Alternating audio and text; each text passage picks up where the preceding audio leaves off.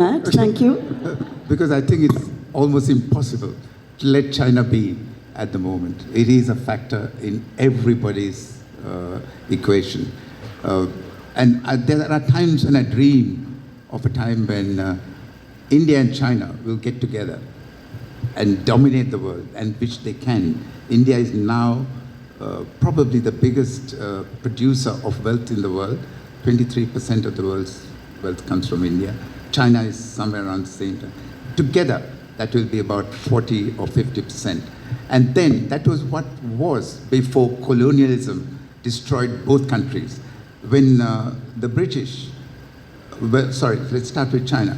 When they signed the Nanjing Treaty after bombarding Guangzhou, Canton in 1841, around that time, China produced about 23% of the world's wealth.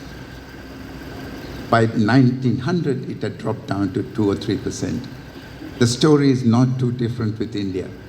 And India became, from being a very rich country to being the poster boy for world poverty.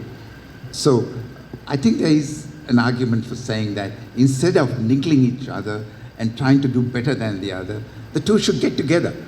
And then that will make the world a better place. But sir, I'd just like to point out to you that the biggest difference is India is a democracy, China is not.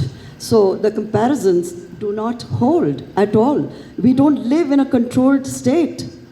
We can speak up as citizens. I do, I risk my life, but I do it. So far, I still have a voice. Which Chinese person can do the same? One quick comment on that. I think democracy is a perception of each individual. I think the Indians have their own perception of democracy, and every Chinese has their own perception too. And this is the difference. I think we'll call this round a draw. And the Uyghurs? I'd just like to add one little point here. Okay. What do you say 1 about... second. Yeah, sorry. 30 seconds. Go ahead. Oh, yeah. And then, what do you